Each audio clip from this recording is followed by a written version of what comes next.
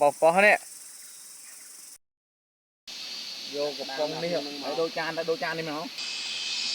ใบปอวาดได้ไหม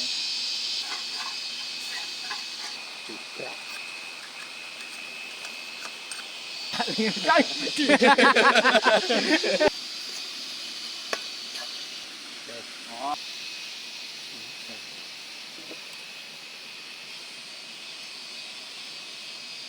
ไตรได้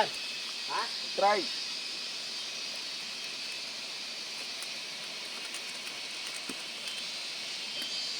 เอาไปกินยังไงเนาะ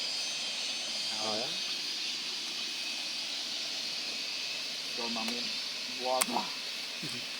จับมาดอกแล้วอ่ะเดสีใบดอกแคน